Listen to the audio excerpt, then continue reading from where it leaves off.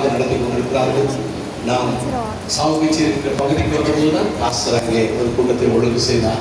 அதோடு கூட பாஸ்டர் சூரியகுமாரும் நான் இவரும் 3 பேர் நண்பர்களாக கத்தரிகளை பல இடங்களிலே பல தேசங்களிலே பயன்படுத்தி வருகிறார்.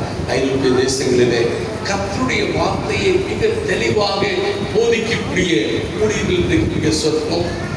அதில் கர்த்தர் இப்படிப்பட்ட ஊழியர்களை எழுப்புகிறார். நான் கர்த்தரை மகிமைப்படுத்துகிறேன். ஒரு பெரிய பிரசங்கியார், ஆனால் கர்த்தருடைய வார்த்தை போக வேண்டும் என்று அவர்கள் மொழிபெயர்க்கிறதுக்காகவே வந்திருக்கிறார்கள். நான் முடியாத சூழ்நிலை, அவருடைய நேரம். அவர் பாருங்க, பேப்டிஸ்ட் சபையெல்லாம் சும்மா வந்துட முடியாது, லீவ் எழுதி கொடுத்தா வரணும். ஏன்னா காங்கிரிகேஷனுக்கு அவர் ஆன்சர் வந்து, அதனால் அவர் லீவ் எடுத்துட்டு வேறொரு ஊழியத்துக்கு வருகிறேன் என்று சொல்லி அந்த நாளிலே நம்மோடு கூட ஊழியத்தில் இருக்கிறார். தொடர்ந்து pastor Reverend Sarath, please come forward. I want to introduce. Yeah. Yes, I love you, Pastor. Yeah, yes. No, make it there. No, make it there.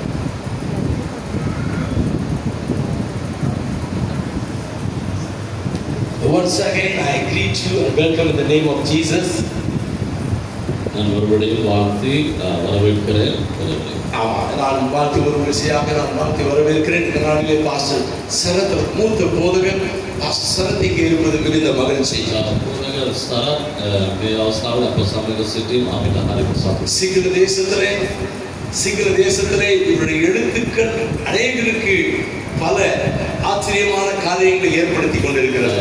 මෙතුමා ගොඩාක් ලියනවා සිංහල දේශයේ අපේ සිංහල භාෂා කතා කරන අයට ගොඩාක් ප්‍රයෝජනයි. இந்த காலையில் பாஸ்டரோடு கூட பகிர்ந்து கொண்டபோது சொன்னார்கள், දවසන දේවගේ තුමා සමග කතා කරන විට කිව්වා யோவான் ஸ்நானகனைப் போல இவருடைய எழுத்துக்கள் அநேகரை கொள்ளுகிற எழுத்துக்களாக ஆண்டவருக்குள்ளாக கட்டி எழுப்புகிற எழுத்துக்கள் இவருடைய ஃபேஸ்புக்லையும் பலவிதமான இன்ஸ்டாகிராம்லையும் இவருடைய வார்த்தைகள் அநேக சிங்கள மக்கள் மத்தியிலே ஒரு எழுப்புதலை கொண்டு வந்து கொண்டிருக்கிறது.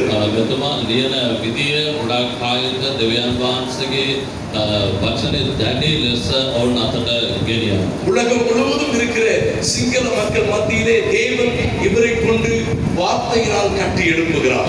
ලෝකයේ බොහෝ අයව දෙවියන් වහන්සේ වචනේ අරහා ගොඩ නැගමින් සිටිනවා. வருநாட்களிலே சிங்கள மக்கள் மத்தியிலே மாத்திரமல்ல, ඉදිරි කාලවල තුල සිංහල භාෂාව පමණක් නොව உலகத்திலே இருக்கிற எத்தனை மொழிகள் பேசுகிற மக்களாக அவர்கள் மத்தியிலே தேவன் இவர்களை வல்லமையாக எடுத்து பயன்படுத்துவார்.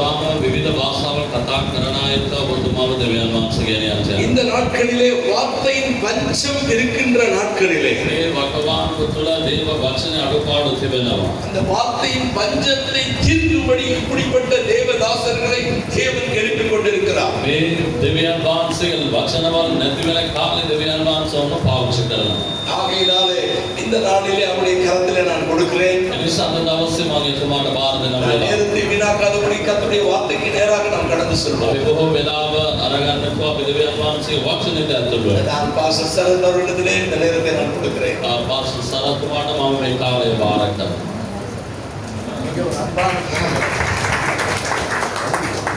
මම සතුටුයි. நான் மிகவும் சந்தோஷப்படுகிறேன் ඔබ මැත්තේ ඉන්න ලැබීම ගැන. உங்கள் மத்தியில் இருப்பதை குறித்து අපි හරි වාසනාවන්තයි. நாங்கள் மிகவும் அதிர்ஷ்டமானவர்கள். ලෝකේ පුරා විසිරලා ඉන්නවා. உலகம் முழுவதும் சிதறி இருக்கிறோம். අපේම ආදරණීය සහෝදර සහෝදරයන් දැකීම எங்களுடைய அன்பான சகோதர சகோதரிகளை காண்பது කොච්චර වාසනාවන්තද. எவ்வளவோ அதிர்ஷ்டமானது. අපි ඒක අපේ නෑදෑයෝ සහෝදරයන්ට කියා නිවාඩුවක් ලැබුණා. நாங்கள் விடுமுறை கிடைத்தால் எங்களுடைய உறவுகளிடத்திலே போவோம். අපි ගිහලා උන් එක කෑම බීම දෙයිද උනා.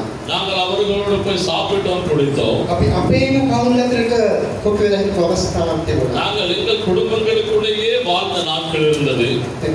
නාසල යේසුස් වහන්සේගේ පූජාවීමෙන් நசரனாகிய இயேசு கிறிஸ்துவினுடைய பலியினாலே ලෝකෙ වටා රැගෙන ගිහිල්ලා உலகம் முழுவதும் ஆண்டவர் கொண்டு சென்று ඔබ සහ අප உங்களையும் என்னையும் දෙක් කරලා තියෙනවා.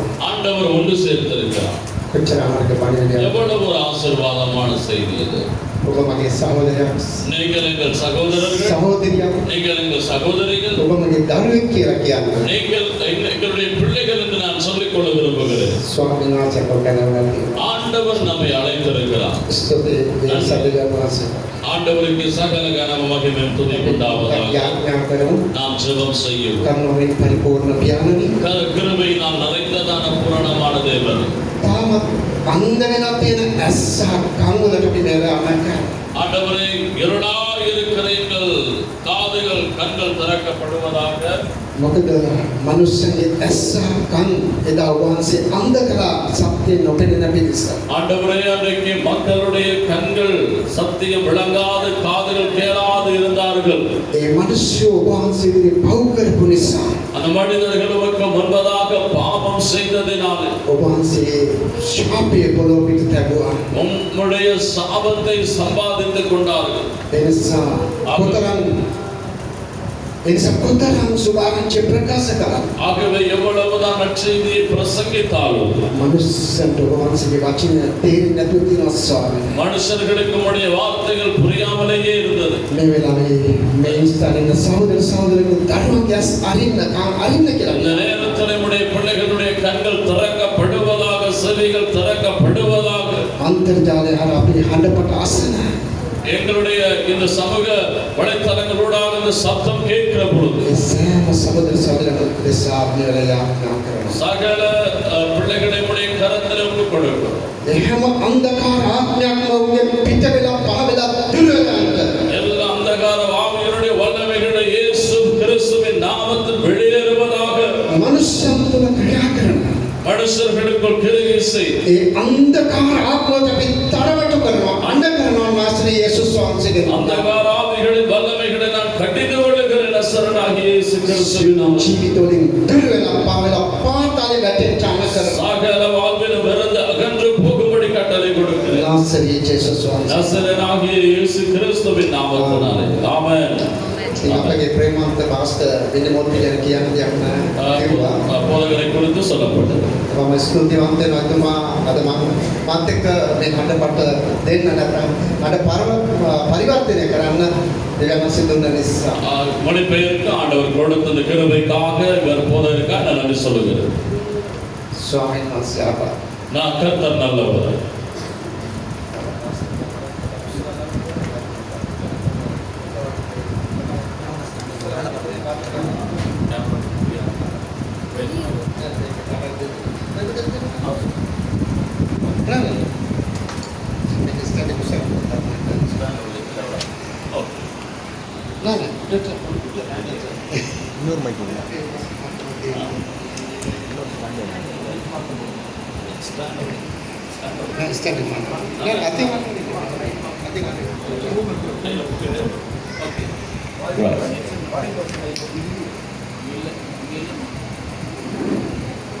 රයිට් කොහොමද කියන්නේ කියලා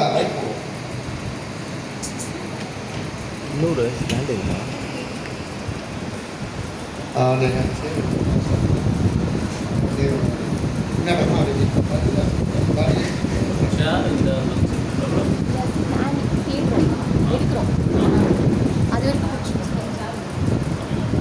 ரைட் සමාවෙන්න පුංචි පාඩමක් උනා. மனித குடல் சரி. පාපය කියන්නේ කම භයානක දෙයක්. பாவம் என்பது பயங்கரமானது. ලුක් පොතේ 13 වෙනි පරිච්ඡේදය லூக்கா எழுதின நற்செய்தியிலே 13வது அதிகாரம் 3 සහ 5 වෙනි පදයේ දෙසිතයි කියවන්නේ. 3வது 5வது வசனம் வரை මොකක්ද කියලා. லூக்கா எழுதின நற்செய்தி சுவிசேஷம் ලුක් 13 லூக்கா 13